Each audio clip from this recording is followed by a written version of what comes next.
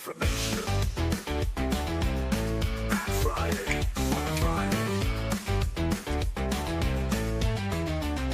FOIA. It's FOIA Friday. It's 4 o'clock. Dr. Crystal Heath, DVM, and Sky Jack Morgan waiting through the paperwork. Here we go.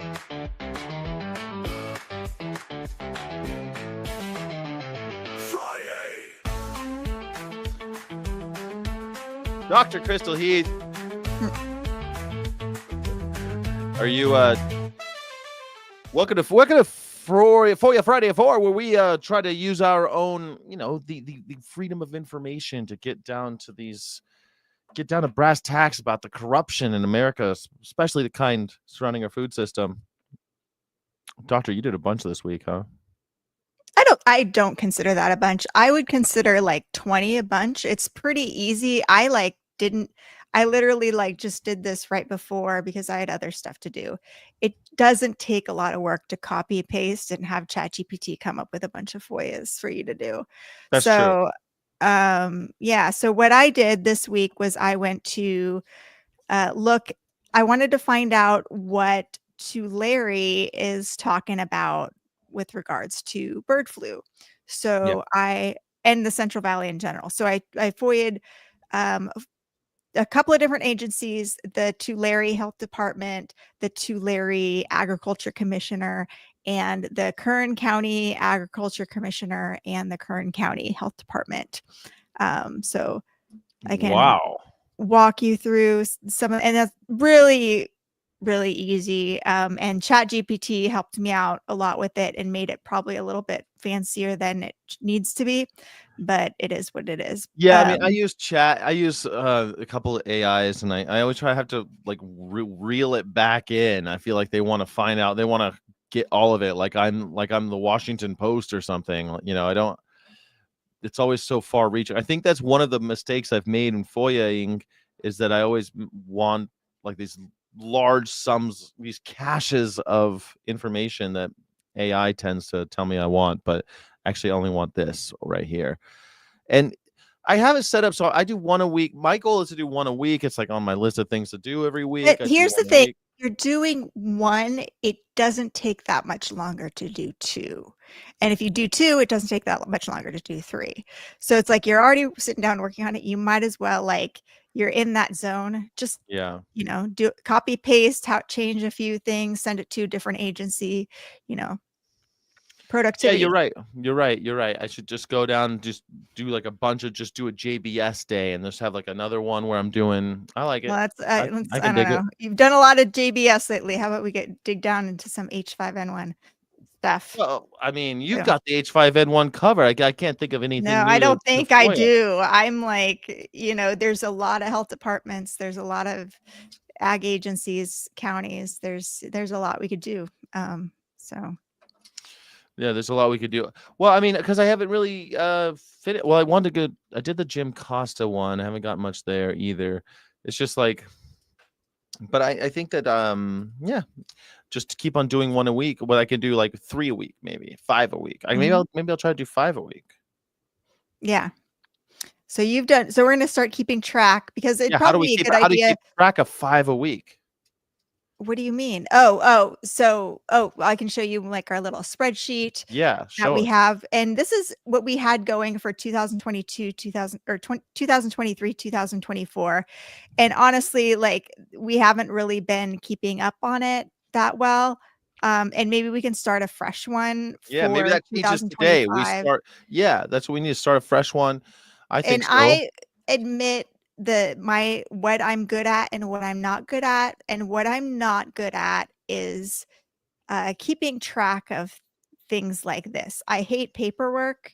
I hate all of this. So this would be a good task for volunteers to do. Take our FOIAs that we put in the spreadsheet or in our FOIA Friday document.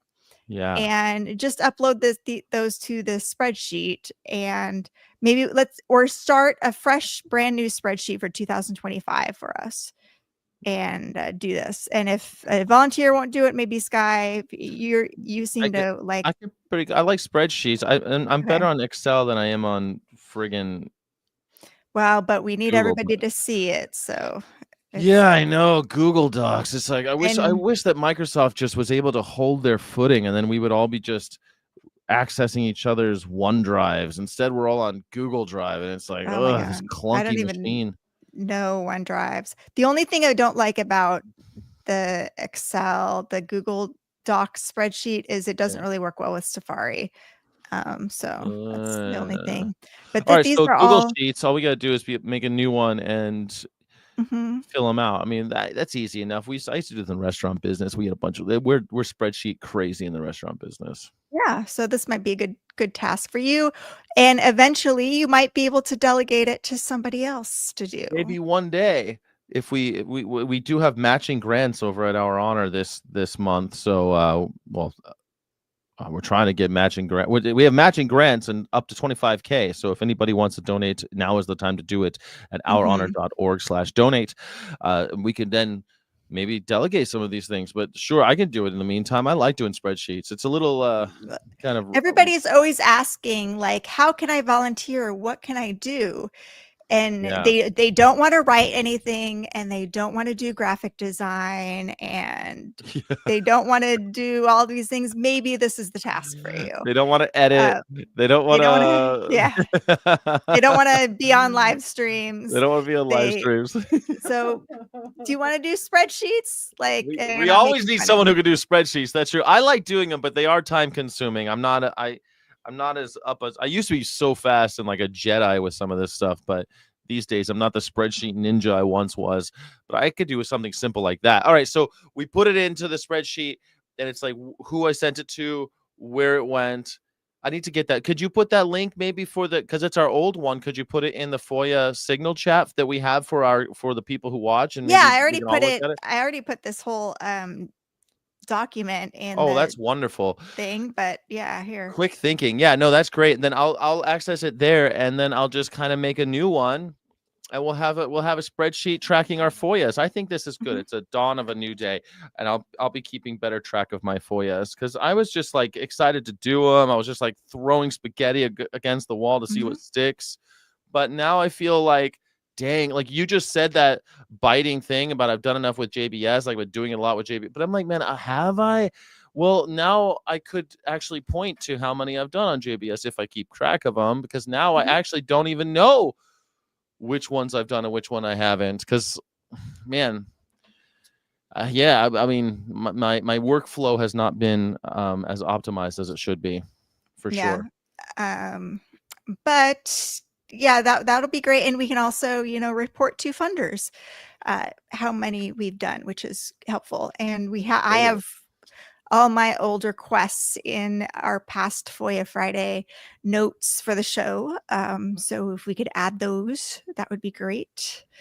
That might be a little bit longer term project, but I could definitely get the thing started and start plugging away,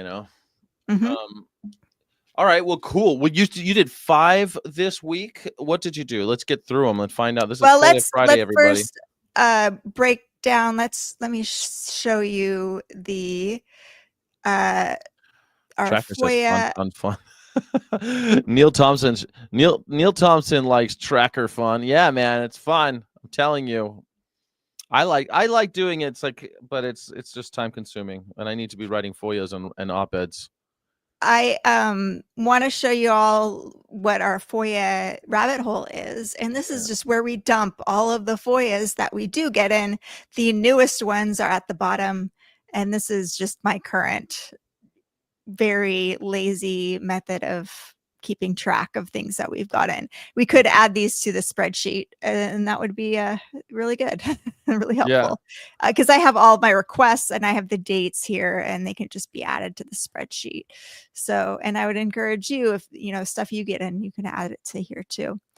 But I want to bring back from the memory hole.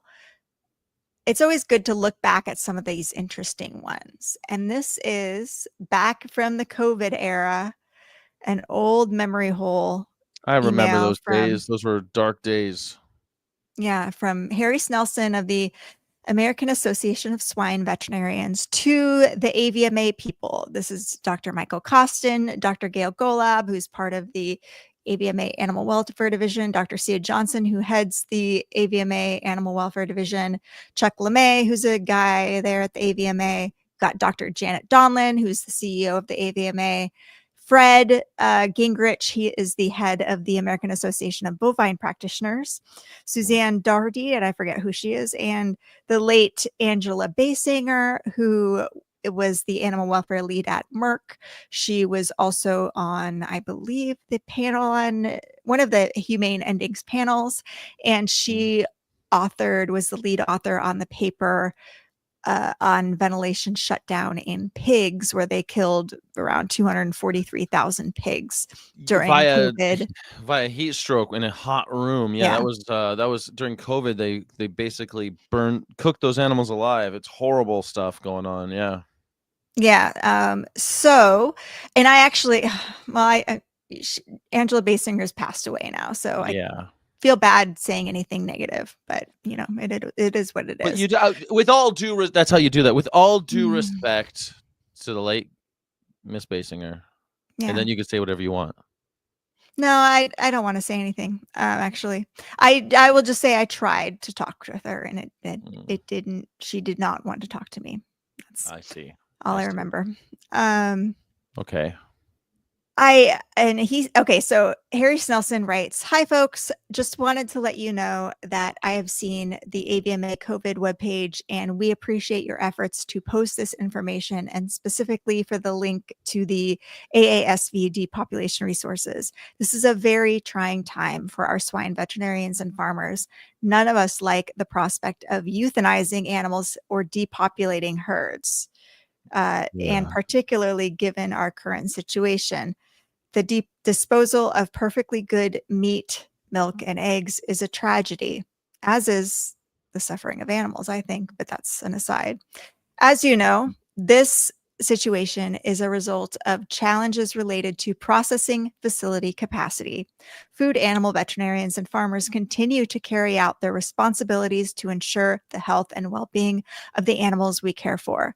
We are exploring all options to avoid having to euthanize animals unnecessarily." And then again, that word euthanize not being used appropriately here, because euthanasia is a term that should be reserved for the humane ending of a life of one who is suffering. These animals are healthy. They are then being killed in ways that are not humane. And so these are not animals who are suffering. Right. These are not animals that had some disease or were lame, and we went and tried to give them a quiet, nice ending. You know, it wasn't a mercy killing. It was, oh, these pigs are too big to get through the kill chute because we've got a supply chain issue, and COVID has, and China's not buying all these pigs that we didn't give the ractopamine to, and that was all sorts of stuff. It had nothing to do with a humane ending for these animals. It was not euthanasia. Yeah, well, I mean, there are welfare concerns because the producers failed to put plans in place. So there was a lack of space, like they were overstocking and they ran out of space. So that was a welfare issue that the producers caused. Is that, are we killing them to make more space is not euthanasia, though. Yeah, I don't think it should be called that. Especially when they're doing something that's far from humane. It's like, you know, I guess like you might even have an argument. Like, we don't have enough room. It's going to cause more damage. We have to make this kind of, we've been forced into this utilitarian corner where we've got to make a tough decision now.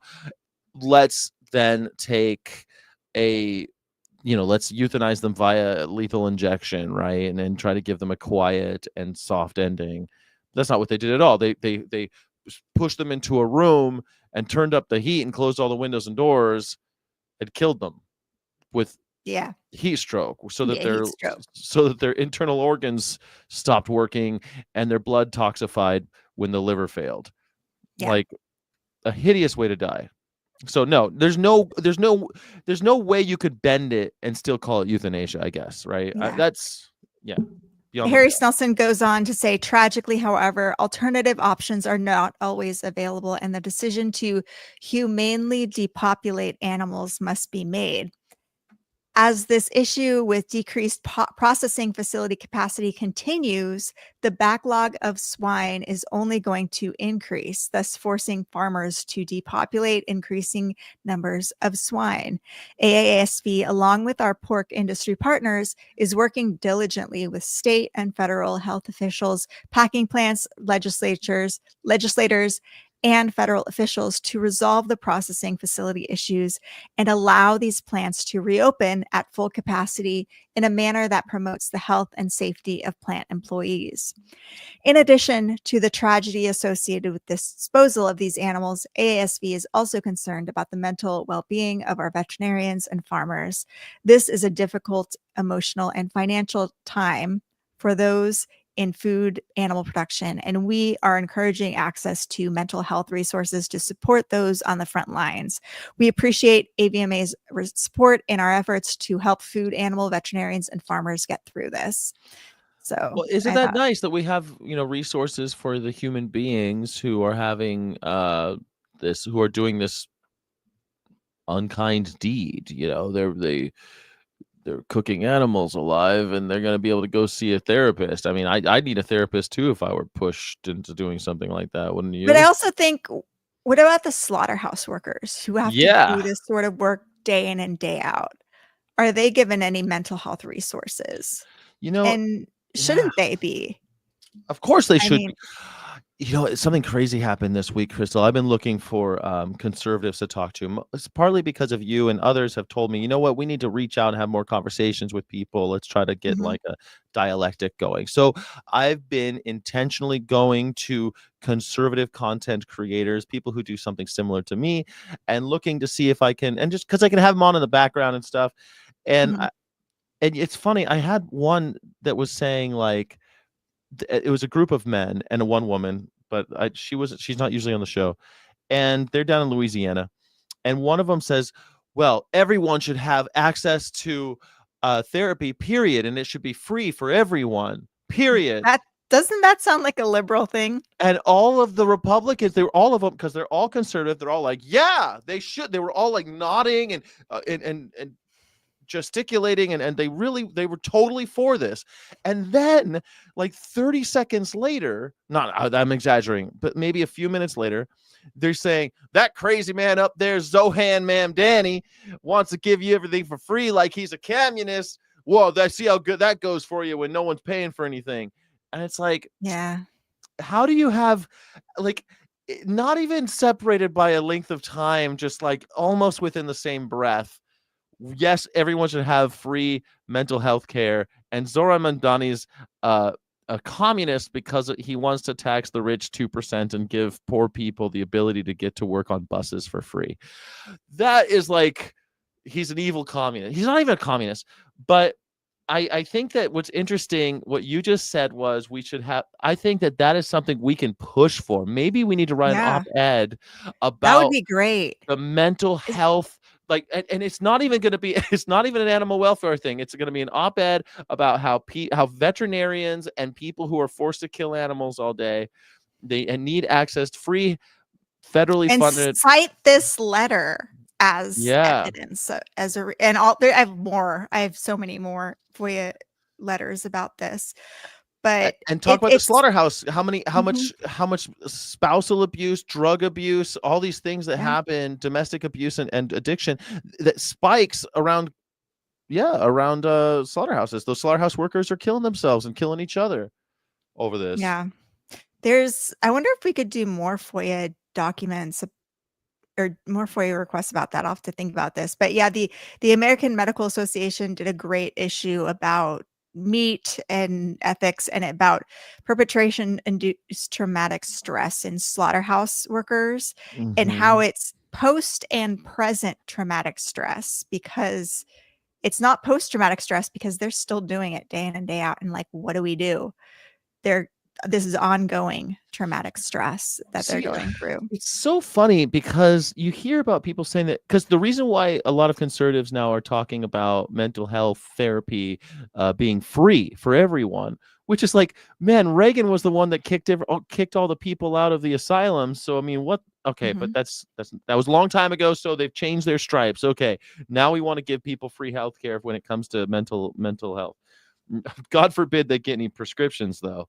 So it's all being talked about because of the shootings and because of the homeless being manhandled out of DC right now.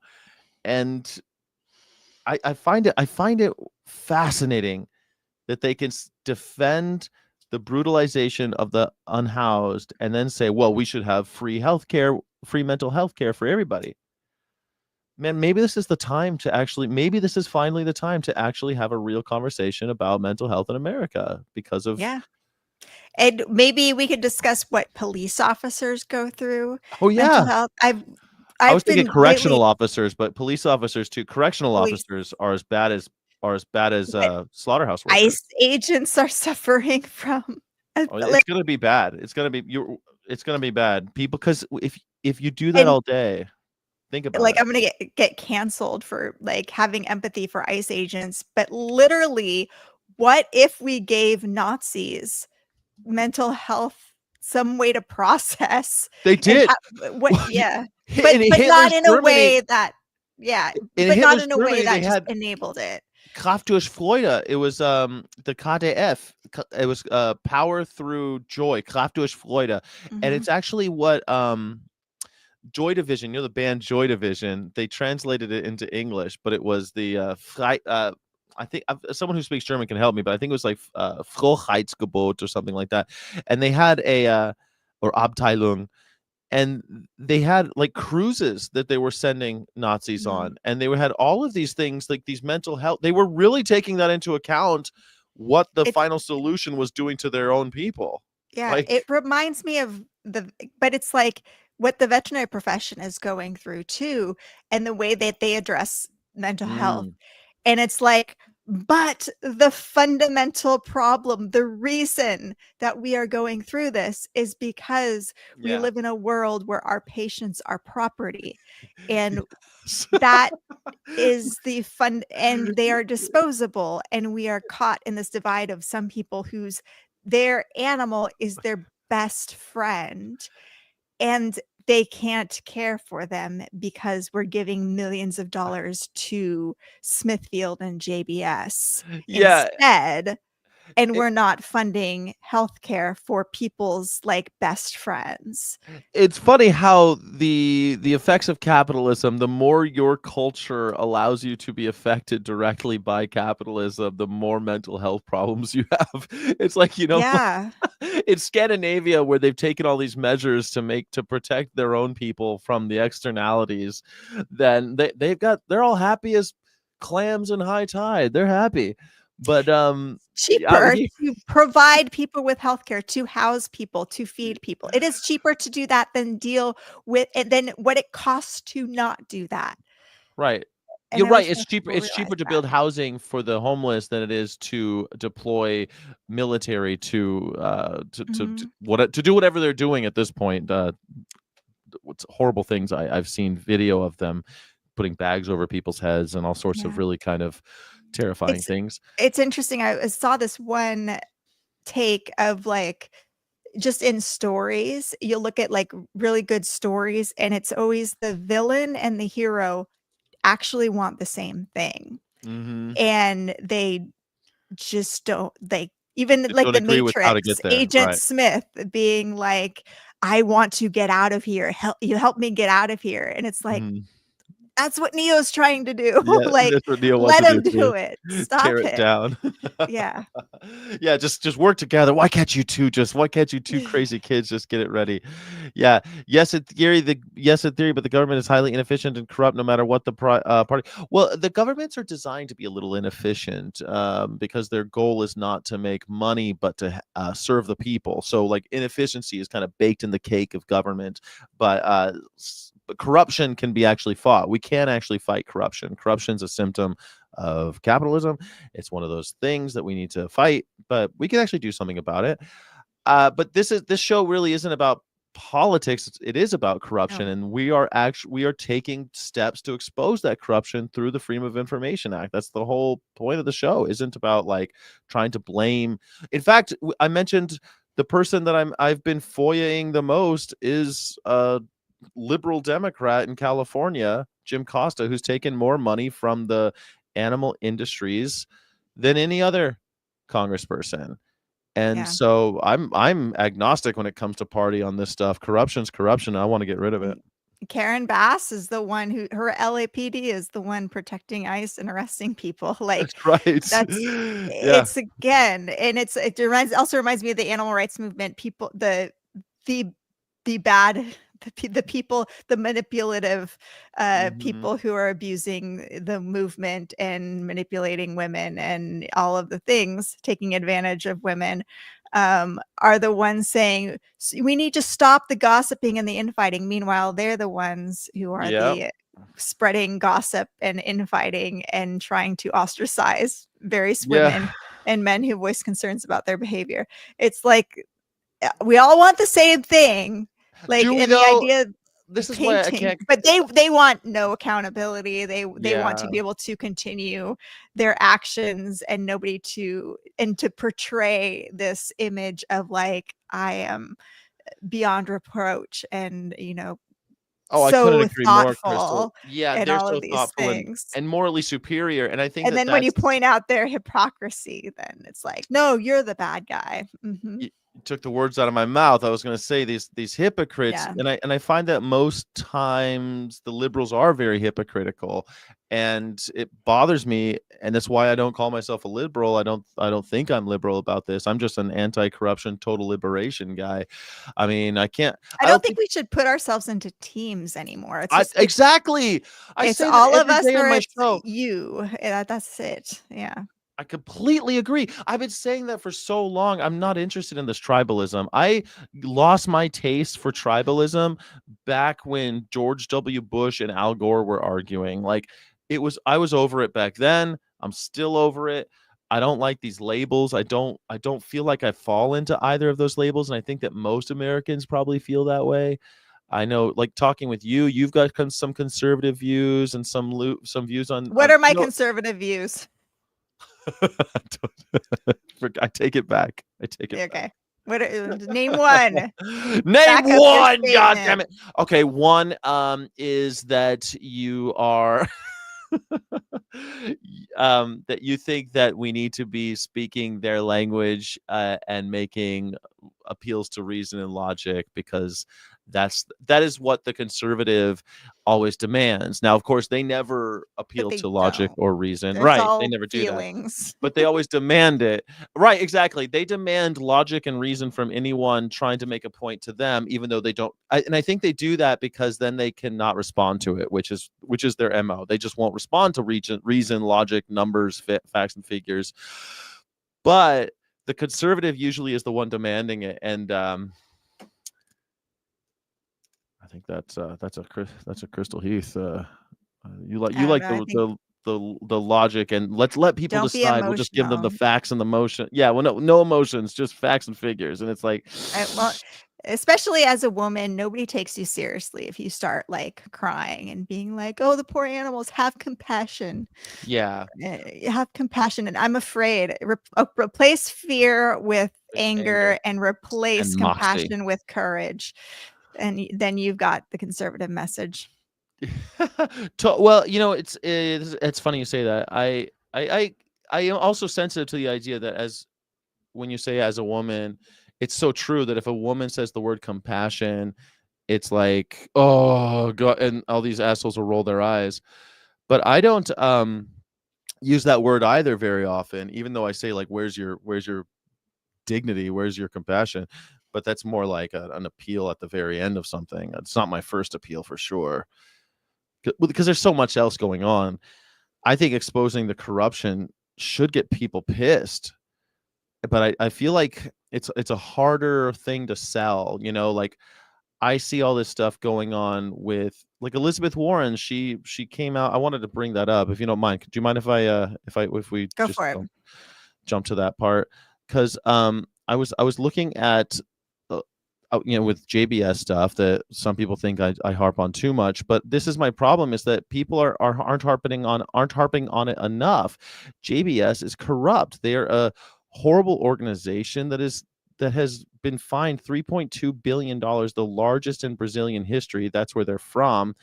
And we're funding them $400 million or something. I don't know I don't have the numbers off the top of my head, but millions and millions of dollars that the American taxpayers pay to this company. And this company has turned around and used that money for bribes. They bribed the president of the United States with $5 million donation to the Trump-Vance inaugural committee. They were the largest single contributor to the Trump-Vance inaugural committee. And Elizabeth Warren, because she's a member of the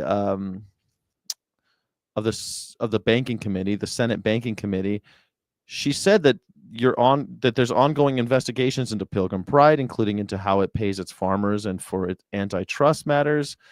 Your large donations, this is a quote, and direct stake in federal policies and enforcement actions and the Trump administration's series of actions that benefit your companies raise serious concerns about a potential quid pro quo arrangement, Warren said in a letter which was sent to the company on Monday and is reported by Reuters. So like we have the largest meatpacking company in the world, and this is what they're doing with their money. They're bribing presidents. They also dropped $87 million into they dropped $87 million into California back payments and other different states, like back payments for their fines, and they were never going to pay those, I don't think, but they had all these fines and for their antitrust stuff, and they were just never paying them. And then all of a sudden in February they paid all of them, and then in June they're traded on the New York Stock Exchange. So $5 million directly to Donald Trump, $87 million to the rest of for all these fines that they had for antitrust. And then all of a sudden, after years of trying to get on New York Stock Exchange, they're just magically on it. And damn it, if someone like Elizabeth Warren can't get to stick, and no one's ever talking about this obvious corruption, I don't know, like, is it worth even getting pitch people? a story to press, write an op-ed, get it out there. Reuters has it on the wire and they're not picking it up. Like Reuters has it on the wire and they're not picking it up. What do you mean? Like their wire service, right? Like Reuters and AP and some of these, they put out these stories that like any newspaper can pick up off the wire. I don't know why they're probably I don't know why they say it, probably some old Telegraph thing. And they have it so that anybody can report on the story, and nobody is reporting on the story. Okay. Except for farm. What was that one? What was the farm? Future farm. Successful farming was how I had to find it. But they didn't even change the story. It's just by Reuters. Successful farming. This is back in May that the story broke. And I'm like, there's got to be more to this. There's got to be more. I wonder if I could if I could FOIA Elizabeth Warren's emails to somebody, to the pork board or somebody. Could I do that? Yeah, you could FOIA the USDA Agriculture Marketing Service for any mention of Elizabeth Warren. You can probably yeah. I don't know. I've never gotten FOIAs of various public officials, except for like the Miami-Dade County. But I've never done like Congress people before, but I'm sure you can just see what you can do. Well, I know they had to be talking about Elizabeth Warren saying that stuff in front of everybody. It must have at least scared them. There had to be some chatter. Get some comms from the USDA. That'd be great, I think. Mm-hmm. Yeah. Congress is exempt, but the USDA is not. And the USDA talks with Elizabeth Warren or also just mentions her name. Good point, Neil Thompson. Yes. A lot of times they are, but I'm going to go through the USDA. Thank you for the recommendation. All right. Anything else with that? I can move No, on keep going. to Please my move on. next fond look back. Oops. Hold on. How do I want to add to stage? There we go. Before presenting a screen, remove other media streams from the stage. Sky. Done.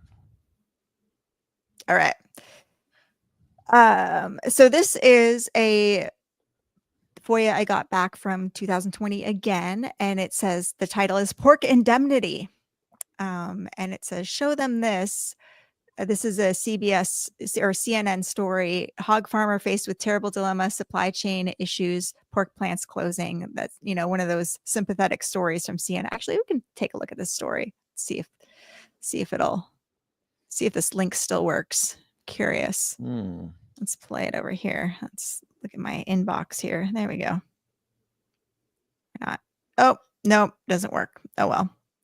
Okay, so this email, this is from the National Pork Producers Council, Andrew Fisher, to our swine veterinarians, our NPPC veterinarian, Paul Sundberg of the swinehealth.org, Dave Pyburn of the Pork Board. Why we got this email is because he sent it to Dave Pyburn of the Pork Board. So that's our in, basically. Because the Pork Board is a government agency under the USDA Agriculture Marketing Service. So this email says, during our one-on-one meetings with leadership in both chambers, we have outlined the reality of the circumstances our pork producers have been facing. We also set up calls with congressional delegations of our top states where producers told firsthand stories of the decisions they are being forced to make. We've been using these direct methods to deliver the blunt, hard reality our producers are facing, but crafting pragmatic letters to foster a wider bipartisan base of support. Pragmatic letters. I like that. Harry Snelson says, thanks, Andrew. I appreciate the efforts, but I would respectfully suggest we should be more blunt than that. I don't think Congress fully understands the ramifications of this situation. I would clarify it and make sure they know that we are talking about lost revenue, not just costs associated with depopulation and disposal. Andrew Fisher says this letter pushes for indemnity to cover the cost of the animal and then assistance with depopulation and disposal. Is I think this, in this case, like, is this through ELAP or when they say that's a good things? question, and I haven't been able to figure that out. Because I was looking at some of these indemnity payment programs, and because I'm writing an op-ed about the fires, about how many animals, and there's so little data about how many animals are killed in wildfires, but the only data we have is through like ELAP and a couple other indemnity payment programs for these farms that lose. And it's like, but even then it's only 75% of what the cow is supposedly worth on the market. So it's really difficult to find out how many individual lives were lost. Yeah. Like, yeah. So I wonder what this is when it comes to killing thousands and thousands of pigs all at once with ventilation shutdown, because that's still what we're talking about, right? Thousands of pigs, or potentially millions. We millions don't of know. pigs. And I don't know if it was through some sort of special COVID relief fund or not.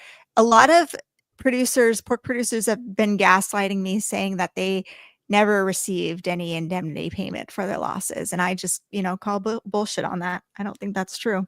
Sounds like bullshit to me. They're just going to put all these pigs into these chambers and do this without getting paid for it? I don't think so. The letter pushes for indemnity to cover the cost of the animal and then assistance with depopulation and disposal. I think this sentence towards the end does a good job of outlining the need for compensation to producers, even though it still uses the term indemnity. Given these significant social and economic consequences, we must prioritize funding in the next coronavirus response package to include indemnifying producers who are depopulating herds due to processing plant closures. This next email from Liz Wagstrom, who's a veterinarian with the National Pork Producers Council, says, I've been told that it is indemnity to cover the cost of the animal and assistance with the actual depop and disposal. blah, Why blah, does blah. the veterinarian want to get involved here? Because I know that name Wagstrom, she comes up a Mhm. lot because she works for the pork board, right? Yeah. So Why she's the do they pork board care vet. seemingly so much about indemnifying producers Yes. more than coming up with less cruel ways of doing this? Like, Yes, that's why what's are they so so crazy. heavily involved with this She's a indemnity compensation? veterinarian, and she's heavily Yeah. involved with trying to get the money for these dead pigs, but not about trying to kill them in a way that's dignified. No, let's put Yeah. them in a room and turn up the heat. If That's the anything, veterinarian. she was the one who famously sent out that letter of like, I've been worrying, people should look at their state laws. We could Right. be We might breaking animal cruelty laws and all of this stuff. clearly it. I mean, I think it's a clear violation of various animal cruelty laws, but then they're saying, but the AVMA supports it, so it's all right, right? I mean, like, at least she's thinking about this stuff, but she's definitely got her mind on the money more than anything. Yeah, it's really interesting.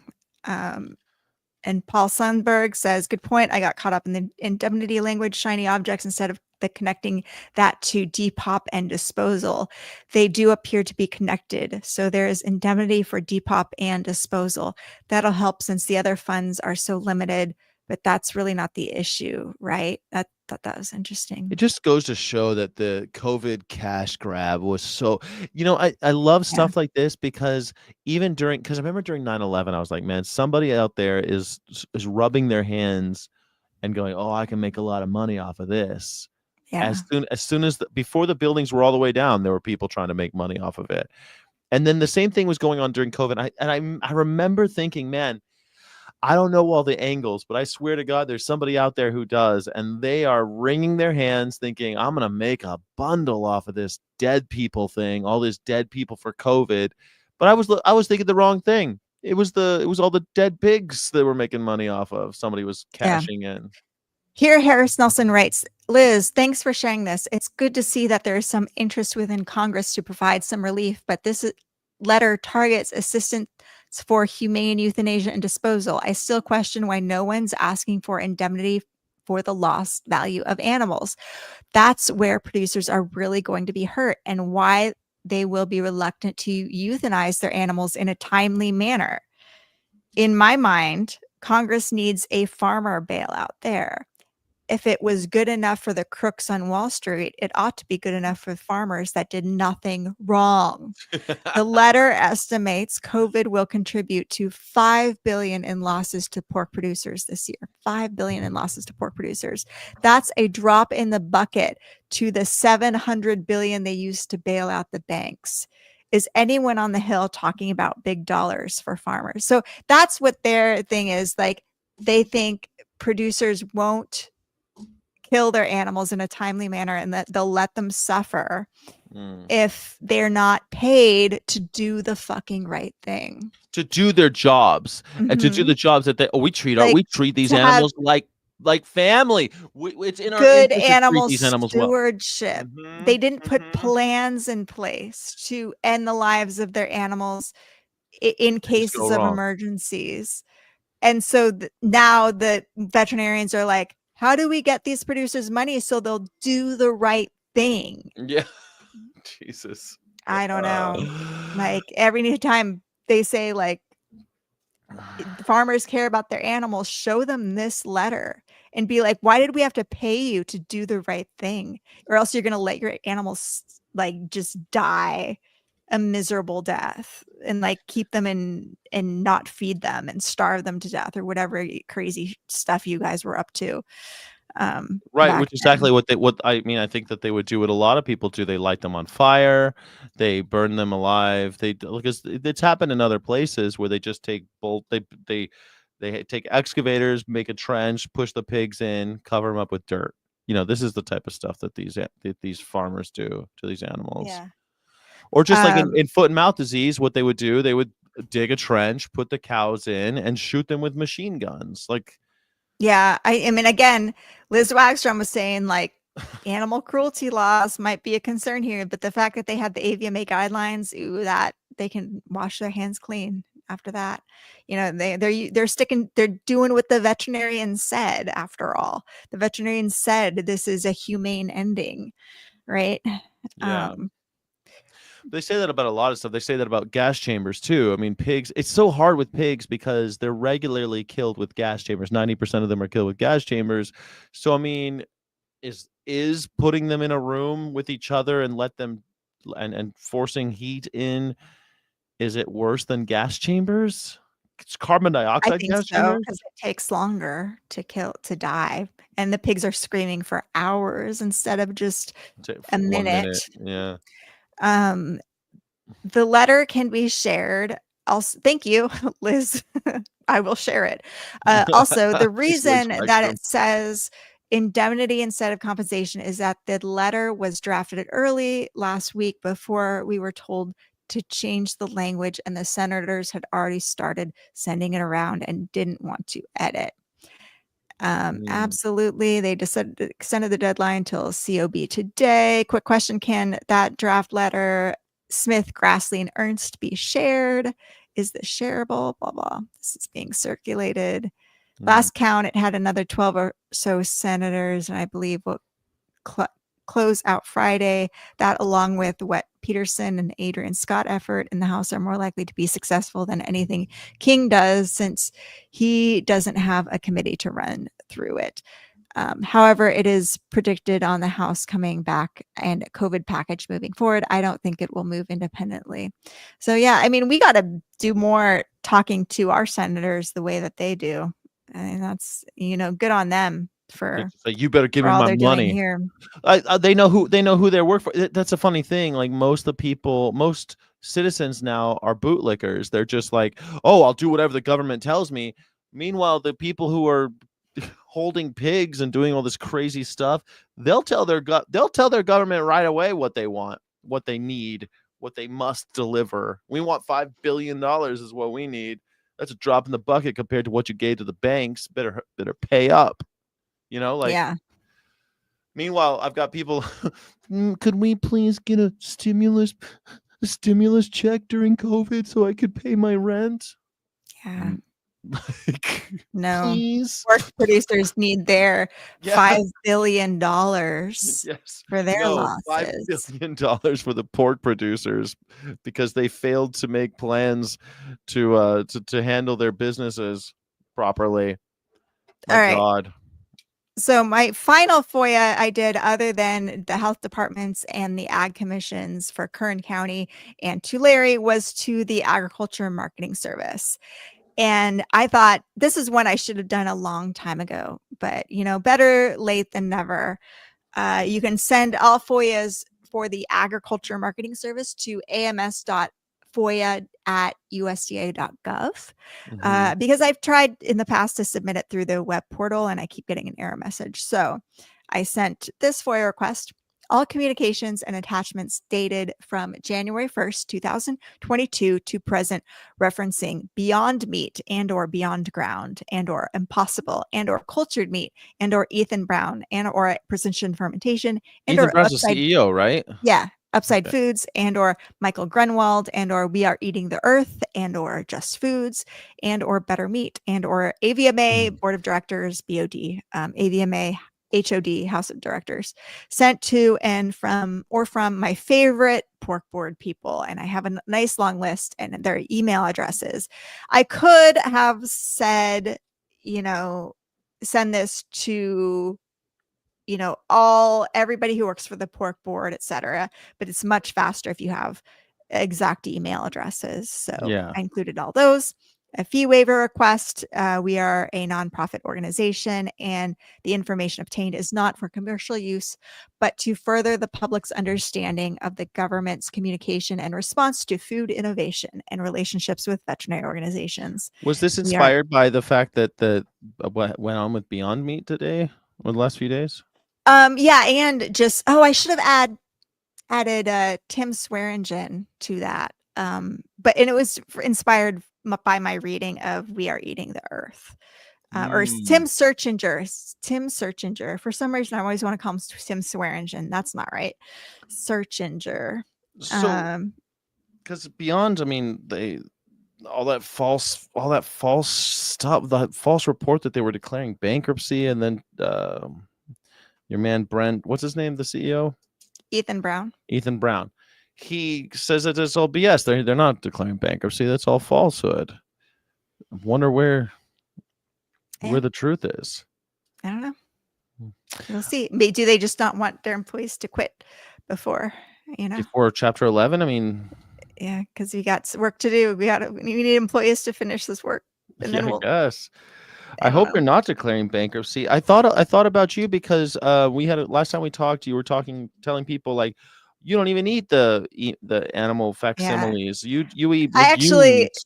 like when I went to the grocery store. I'm like, I'm gonna buy Beyond Meat, and I'm just gonna, might as well. I'll see how because it just doesn't make my stomach feel good. Beyond? So. I thought Impossible was the one that doesn't make your stomach feel good. No, Beyond. Well, you got to cook it first. I don't. Crystal. Oh shoot! You got to cook it. You can't eat it raw. Okay. That's no, and I've got into this like some animal rights people don't eat Impossible because they're like it's not vegan because it was tested on animals and stuff, and I'm not super strict on that, but for that reason I just kind of like it was tested by law, so that was the thing. And the difference, how is it different than Beyond? Because animal rights people don't care about what Beyond did, but they do care about what Beyond did. Beyond also was forced by the government to test on, I forget how many rats, but I want to say it was under 100 rats to test the leg heme in order to get it in supermarkets. And then Beyond issued a statement saying we were forced to. This was not something we wanted to do. We had to submit to these tests, but we are making a promise now that we will never submit to that again. It weighed heavily on us. We're never going to do that again because it was this one ingredient that they had to make. So now, as long as they don't come up with new ingredients, and now they're trying to bring down the ingredients and have a fully organic experience and the whole stuff. So they've got different. So they made a promise to never do it again. The problem with that promise is that something like Beyond won't then be able to be served in the markets of like, say, China, but they don't really have those giant aspirations to get to China right away. Right. And they don't have different countries require different things, but Impossible, their whole thing is they want to be in every country everywhere around the world, and they will not make that promise. They will do whatever it takes. Any government says that they have to test, they're going to test it on animals. So that's the big hullabaloo, the controversy, and I do tend to subscribe to that. Like I don't really buy Impossible ever. Like if I'm at a potluck or something, or I don't know, I'm in a situation where there's just Impossible, I'm like, no. But if I'm at the supermarket, I don't reach for the Impossible. And I only do Beyond if it's on sale, which it is often. So because there's like at my supermarket, there's a glass freezer that's like on sale items, and usually there's a Beyond something in there, and I'll grab it because it's on sale. But otherwise I don't buy it. Just because it's just like I'm kind of like more like you, where I'm happy with tofu, and I've been vegan for 20 years. I'm okay. I was vegan before Beyond Meat. I'll be vegan after Beyond Meat. When Beyond Meat goes away, I won't need it. But if it's on sale, I feel like sure, you know what I mean? How do we get more? The goal is to get the more non-vegans to buy it, though, right? Buy these things and try them. And I'm surprised there's not more like just people giving out like samples in grocery stores of that. And vegans should be like volunteering to do that. And like if you're going to do like a supermarket disruption and disrupt restaurants, wouldn't it be better to have more people doing that?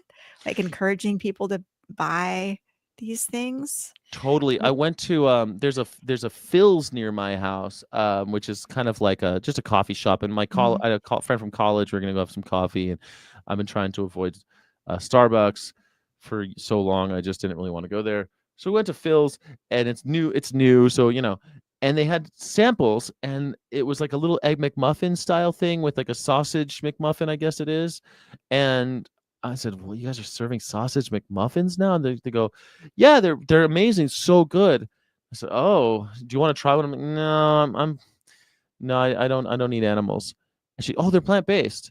And it's Oh. like, give me 3 samples. I was like, these are delicious. And I was going, I'm like, are you sure? Because you did it, you kind of buried the lead on that shit. And no, they're completely plant-based. And I'm going, I can't wait to go back to Phil's now. I can't wait to meet another. I'm gonna go to Phil's and try their new plant-based thing. That's awesome. It's great. It's fantastic. It's similar to the one that they used to have at Pete's. Do you remember? Like maybe some Pete's still have it.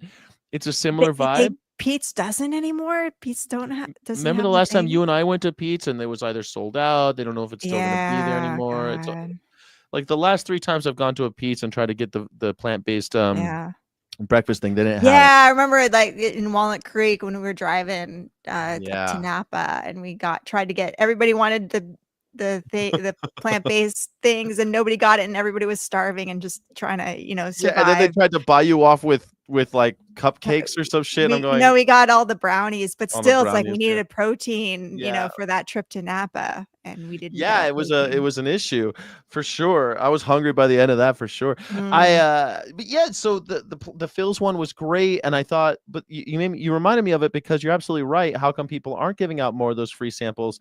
And I remember when I was gonna work for PETA in a different capacity, they wanted a taste truck that would have done just that, a nonprofit going around giving out these samples. Wouldn't it be epic? But then they discontinued it, and I'm going, dang it. I swear that's the thing that we're lacking. There's all of the effective altruists out there, they're like, how many animals can we save? Like, you need to formulate your grant so that we know exactly, like, either A, how many people are you turning vegan, or B, like, how many animals are you saving? How about the dollar value of the marketing that we are doing for various, like, either the marketing value of the reputational damage that we do to the industry, and losing public trust in animal-based protein, which is so important, which is what Rick Berman does. Like, he wants people to not trust PETA, not trust vegans, and so he does these whole campaigns. But the funders of the animal rights movement, the effective altruists, they don't value that, the dismantling of public trust in existing industries. It's hard to put into a metric that they're going to be like, yes, that's the result of it. Although we're trying, we'll see if it works.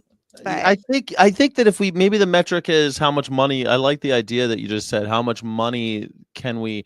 At the end of the day, when I studied marketing, I was kind of amazed by how much science goes into they have all sorts of ideas about brain share, and that's like the idea that you can show 1,000 ads to somebody, they're not going to retain it all. So there's this constant battle for space in your brain.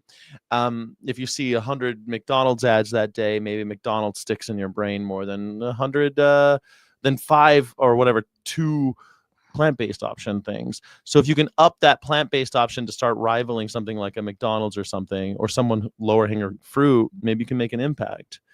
Brain share, mathematics, those things exist. Those metrics exist. Yeah. So maybe we just need to reframe. I'm surprised there's just not more people in the animal rights movement talking about that angle, like, and just getting more public trust in that you can live healthy as a vegan, because it's more about like the idea of shame of like, oh, people who eat these animals are bad and evil, when the vast majority of people still think that you need animals and you need to eat animals in order to be healthy. We've talked about this before. I mean, shame is a valuable tool, but you're absolutely right when you're talking about funding. Like, they don't want to be on the side of those shaming others. That's I disagree. I think that there's a lot of funding going towards that sort of stuff, and I don't think shame is like, do you see McDonald's shaming people? Do you see like really successful initiatives shaming others? No, because it's hard when you have one group shaming another and somebody's just looking at the outside and going like, who's the right one here? They're usually going to But not McDonald's has a side different. But Crystal, with it's the not fair though, because Crystal, you know, McDonald's isn't trying to change your behavior. Yeah, they Shame. do. They literally are. Like, that's what the meat industry is doing. They're trying to get us to consume more of their product, and they have drastically changed our behavior over the last 50 years to get us to consume way more of these products. So I disagree with that. And I just think if you have two people who are fighting at each other and one person shaming the other, who are you going to side with if you don't know the story? You're going to side with the person who's being shamed. Well, And shame doesn't have to be that extreme. It could be as easy as choosy moms choose Jif.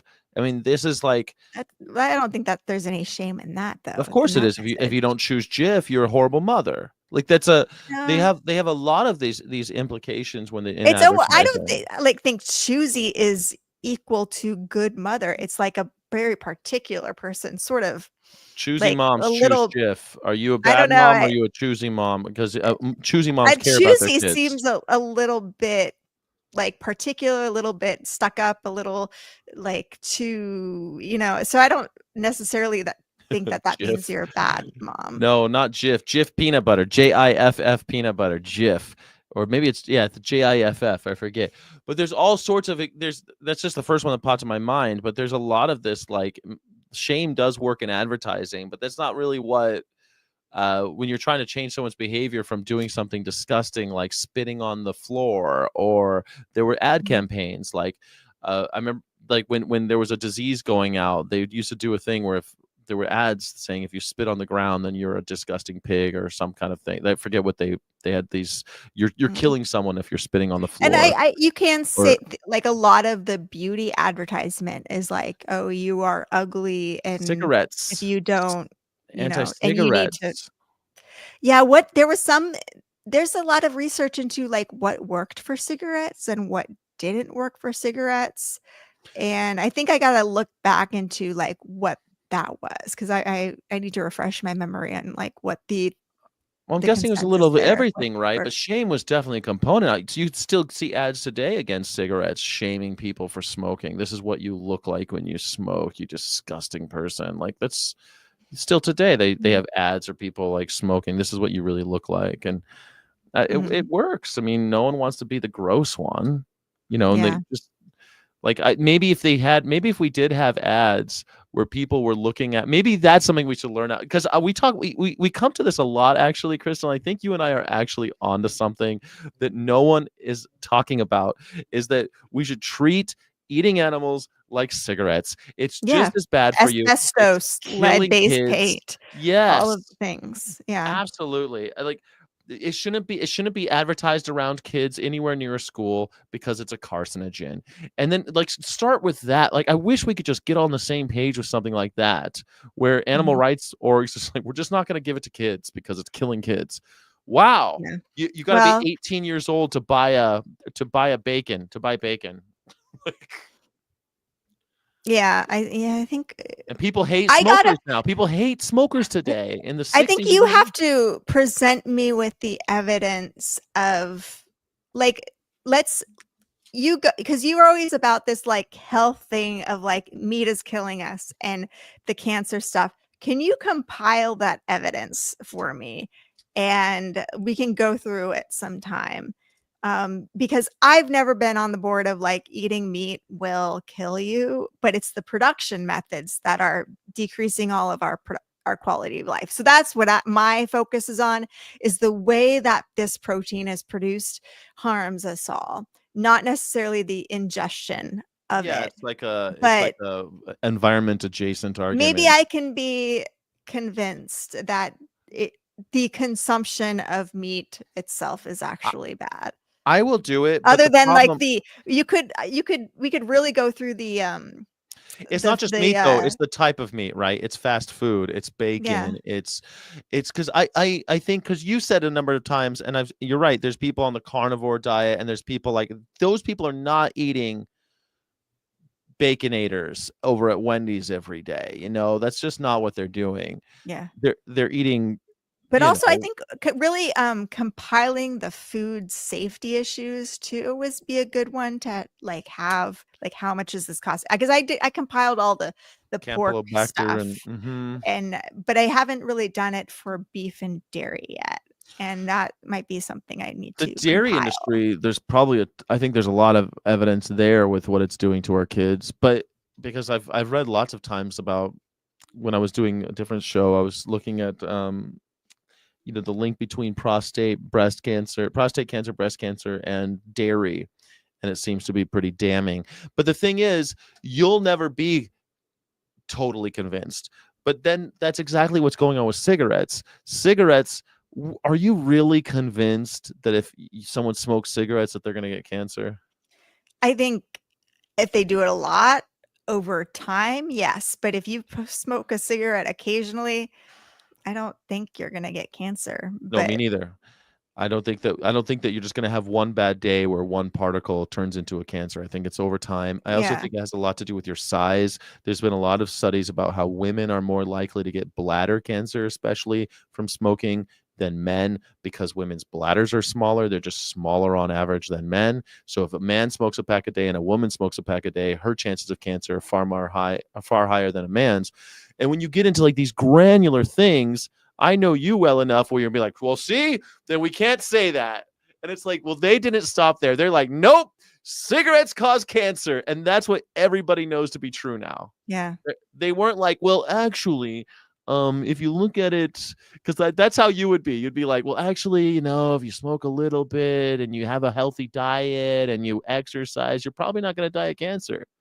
yeah. That, Well, here's the thing that there's a lot of people love feeding their animals raw pet food. And that's the thing. A lot of veterinarians hate that, even though Mhm. it's a big moneymaker for us because these Yeah, these animals come in with vomiting and diarrhea, and it's like, job security. yeah. But people still want to insist that, the vets don't know what they're talking about. And gibble is far more dangerous to animals than raw food, which is a ridiculous assumption. Uh, Really? but it's caught on the fact that like kibble is highly processed and it's Right. not natural, It's what got they'd really grain in eat. it, so it must be And this is bad. what's causing, and all the preservatives are what are causing cancer in our companion animals. And that's really caught on. Like it's a mind virus out there for sure. See, and when Um, we talk about these things, it's like, man, where's our but mind virus? I I don't think. I don't I don't want to, I want to perpetuate reason, and I want people to make good choices not based on lies and mind viruses. I want people to be able to sort out fact from fiction Yeah, and okay, not but just succumb to these cult trends. okay, but it's not just about trends, it's about the breaking point. It's about like, okay, microplastic. Or let's forget about it's too new. Lead. Lead's in the air, lead's in the gas tanks, lead's everywhere, lead's in the paint, lead's in the glassware, lead's in the silverware. There's lead everywhere at some point in American history. And we know it's a neurotoxin, but we know that a little bit's okay. And then at some point people are like, there's so much lead everywhere, and there's so much evidence that says that lead is really dangerous for you, maybe we should avoid it altogether. And that's where I think the animal agriculture, animal protein thing, where we need to be. Right now, it's ubiquitous. If I went outside, I could walk 50 feet and I'd probably find someone eating flesh. If I go to the store, half the store is selling flesh and animal protein. It's as ubiquitous, it's more ubiquitous than cigarettes. It's more ubiquitous than lead. It's in everything. It's in the gas. Have you Michael Pollan's book? He's like, it's in everything. It's in everything all the time. Well, corn was in everything. Oh yeah, right. in He said Michael corn, Pollan's right? book. Yeah, he did corn Yeah. in Michael Pollan's book. Remembering, but because I'm definitely thinking about how milk fat solids is in everything, right? And you Yeah. see that in everything. When you first go vegan, you're like, holy shit, everything has milk in it. What? I had no idea. At some point, you've got to say, okay, it's in Yeah. everything. Maybe we should avoid it altogether. And yeah, maybe that's not based on hard science, but that's where we got to Well, with we on can lead. That's where compile we're the getting to on data. on plastics. And here's the thing, like with the whole kibble raw food analogy, what point I was making is that's where vets will start to say, like, on message boards, give me the info I need to make the case that raw food for your animal is harmful. And Mhm. that's when I just copy and paste my like gestation crate risk, all of the things about the pork industry. 27.1% of our antibiotics go to pork.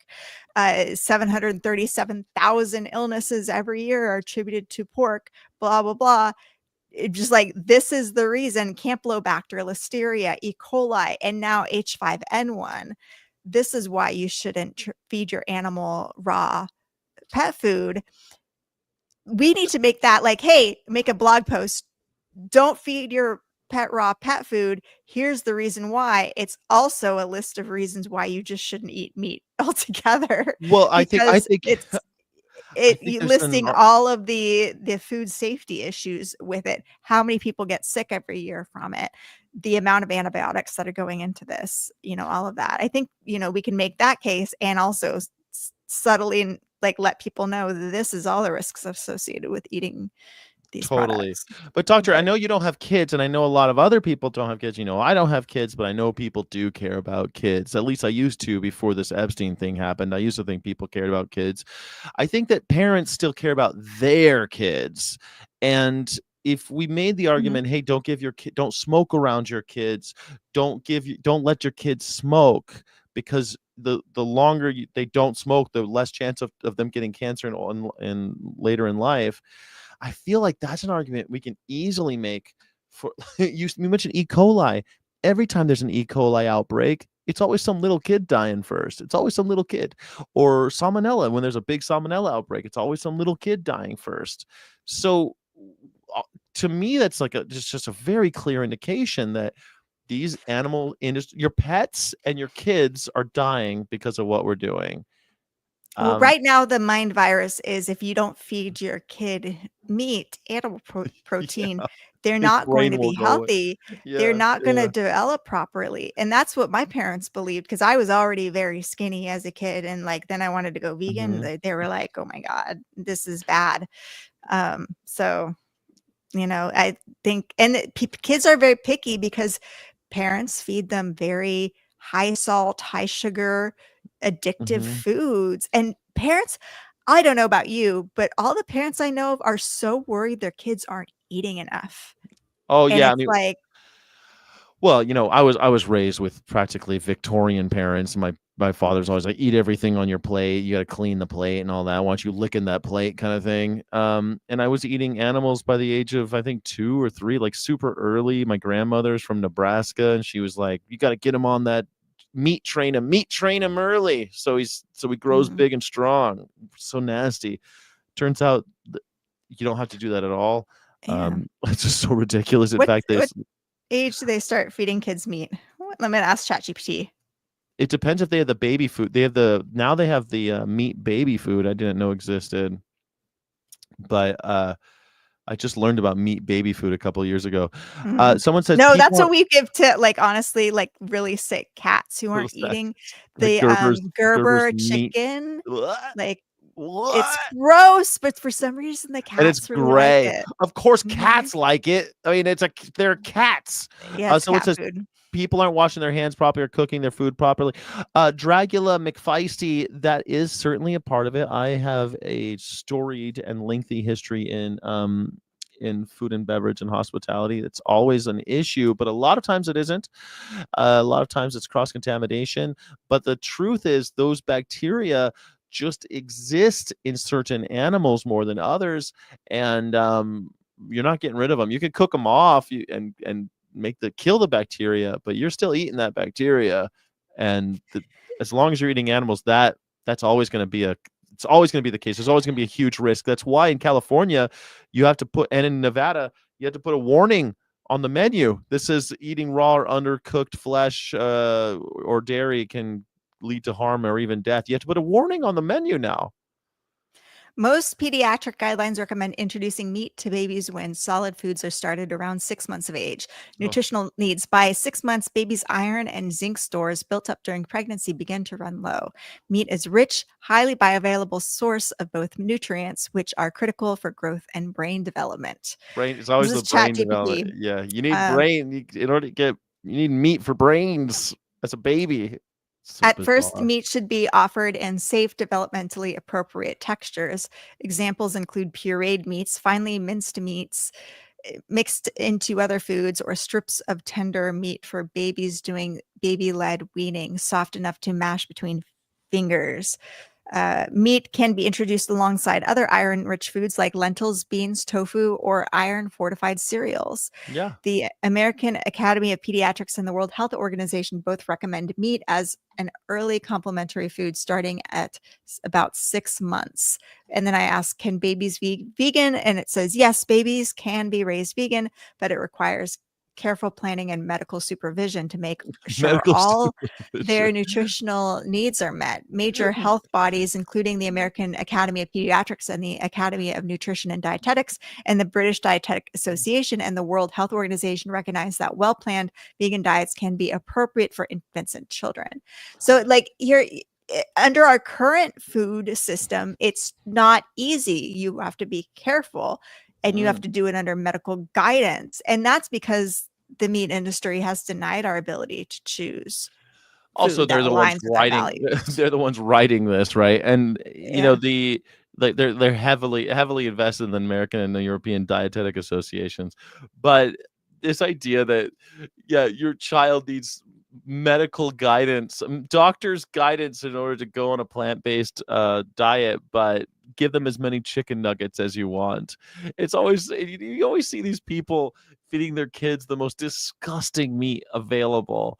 It's never like actual USDA grade A meat. They always give their kids the garbage chopped up pink slime. I wonder what's in Gerber baby food. Like that might be a good investigation of it's blended. I looked it up once. It's blended no, Gerber. like where they source from. Like it'd be good, great to be like the farm that's supplies Gerber baby food. This is what it really looks like. Yeah, it's just ground chicken and sometimes a little canola oil and onions. Ground chicken to me means mechanically separated. I'm guessing it's just pink slime. Little chicken, whey protein, canola oil, salt, sugar, potassium chloride, natural flavors, whey, garlic powder. Anyway, I've got things to do. I'm sure you do too. This live stream's gone on far too long for my taste. Now I do. I'm gonna try to find evidence that the animals kills children, so I can explain to you why we need to be treating animal protein. Give me some science. So I have enough because I'm a vegan. Tell me the evidence that it's actually like I'm actually going to live longer and the meat eaters are suffering. Because right now all I see is a bunch of vegans around me who are all seem to be going insane. They don't seem to be cognitively all there. And I am half worried that they're suffering from some sort of deficiency. Tell me that I'm not. That's not true. I don't know. I don't know that vegans are good. I don't know that the vegans in the vegan community and animal rights community are a good litmus test for that. I don't know. I have lots of misgivings about the movement, and even more this week than usual. So. I actually was thinking about going live, doing a full-on vegan thing because there's so many idiot vegans out there spouting false information or false narratives. And you mentioned the EA group. Those guys bother me tremendously. The reification of every soul and these utilitarians just talking about we're going to end all suffering by killing everyone. I mean, it's just. It's insane. Well, for all you EA people out there, I'm a huge fan. I love you. Yes, all those moneyed EA people, I will say I have a prediction. 150 years from now, people will say the most neglected moral issue of our age was plant suffering. And I'm in Hollywood, and while there is mind-blowing beauty, there's also disturbing cruelty and suffering. I saw a pit bull pee on a hedge. There was nothing that plant could do. And if we don't start taking plant suffering seriously, I think it's all lost. So Well, EA, in 150 let's start years, we're looking gonna at plant suffering now. Be ahead of the we'll be times. so embarrassed in 150 years that you watched a pit bull pee on a petunia and you did nothing. I couldn't. I felt helpless, and I was probably wrong for not like saying no. Pee on that fire hydrant instead. Yes, you should have. People, that's the grabbed thing. the dog and brought the dog over to the fire hydrant. We need some direct action. We need people to go on the streets, and next time you see a dog peeing on a plant, you shame them right there and say no. Redirect that to a inanimate metal object. Put your body on the line. Protect that plant. Lay down in front of that plant and have the pit bull pee on you instead. Because at least you can wash yourself. That's what you should have done, is put interrupted the stream of the dog's urine. You were oh my God, I thought so highly of you, and now this. I was paralyzed. Maybe we need to have some trainings so that the next time that happens, we don't hesitate. So. You're absolutely right. I agree. We need some trainings. I love it.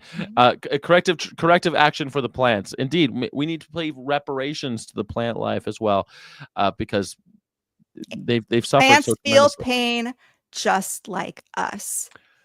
Plants want freedom just like us.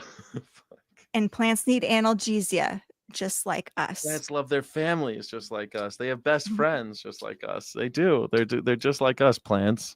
Yeah, I'm so glad that I'm associated with the Plants Live Matter person. That's always my favorite. Well, thank you so much for joining us for FOIA Friday, everybody. Please join up. You can send us some email or DM us, and you can join the FOIA Friday signal chat, where we will put some FOIA information, try to encourage you to do some FOIAs, and even create a give and take so that we can make America plants great again. Yeah, make America plants great again. Perfect. Thank you so much. We do this every Friday, and we do All Beings Considered on Wednesday. Thank you so much for being here. And your donations are matched up to $25,000. So please donate ourhonor.org/donate. And let's put the link to the FOIA rabbit hole in the chat again, and and the link to donations, ourhonor.org/donate. Do it, or you can also Venmo at Our Honor. Your donations are matched, so please help us meet our goals. I'm going to put the link to donate in the chat real quick. Go to ourhonor.org, join the newsletter, and thanks for being here. Very interesting stuff, says Burner. Thank you. You can join us every Friday at 4, where we try to exercise our right as American citizens to use our freedom of information to uncover cruelty, corruption, and craziness in the food industries. I think that's a noble way to spend your time on a Friday afternoon. I hope that you do too. All right, that's the show. Thank you so much, everybody.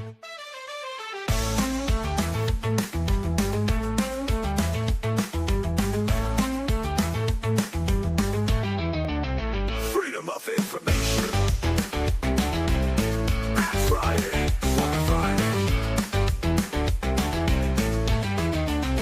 FOIA. Friday. We had some goals. It was fun. FOIA. Dragula. I'll see you next time.